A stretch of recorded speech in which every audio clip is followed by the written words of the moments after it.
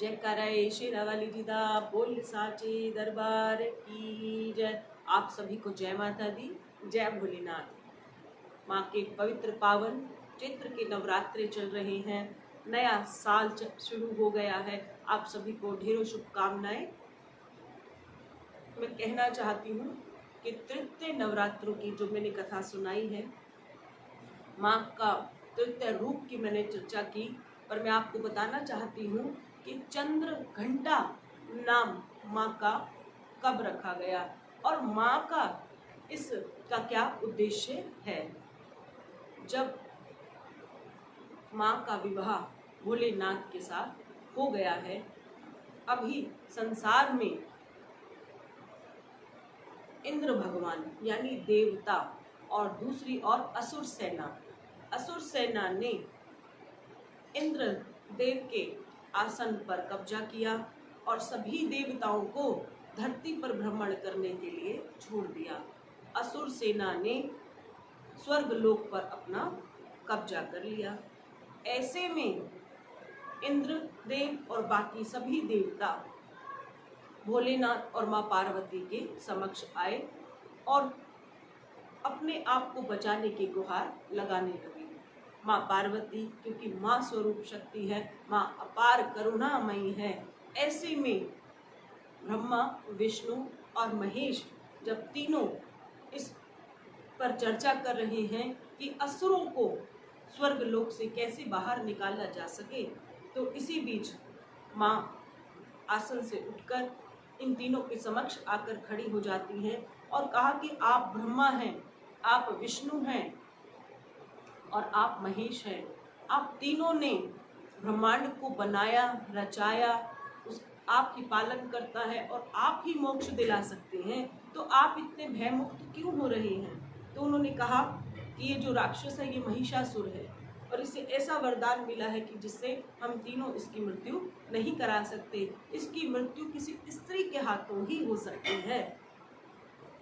लेकिन तीनों ब्रह्मा, विष्णु, महेश को इतना क्रोध आया कि महिषासुर की इतनी हिम्मत हो गई कि उसने स्वर्ग लोक पर काबू कर लिया। तीनों के अंतः भाव से एक ऊर्जा, एक तेजना प्रकट हुई। वो तेज इस प्रकार था कि वो तीनों का तेज मिलकर माँ चंद्र घंटा के अंदर समाहित हो गया और जब उनका ये ऊर्जा माँ के अंदर समाहित हुई, तब माँ का मुख जो है सूर्य के समान चमकने लगा और माँ का रूप जो है सुनहरा हो गया। ऐसे में सभी देवी और देवताओं ने माँ को अस्त्र शस्त्र प्रदान किए। माँ दशों से भुजाओं से सुशोभित है और माँ के हाथ में कर उन्होंने पकड़ाया, तलवार दी, उनको त्रिशूल दिया, उनको चक्र दिया, उनको खड़ग दिया और अनेक प्रकार के शस्त्र उनको सौंपे गए और कहा कि आप इन शस्त्रों से असुर सेना के महिषासुर से वध करें और हम सभी को मुक्ति दिलाएं। जब माँ ने सभी अस्त्रों को प्राप्त किया और महिषासुर से वध करने के लिए तैयार हो गई। ऐसे में इंद्र भगवान ने अपने ऐरावत हाथी के गले में जो सुंदर घंटा था वो माँ को समर्पित किया, क्योंकि प्रभु के साथ वास कर कर शीश पर चंद्रमा विराजित हो गया और इंद्र ने ऐरावत हाथी की घंटी माँ को सौंप दी। इसीलिए माँ का नाम चंद्र घंटा कहलाया और माँ ने महिषासुर का वध किया, संसार का कल्याण किया, असुरों को मारा, असुरों के साथ असुरों की सेना का वध कर दिया।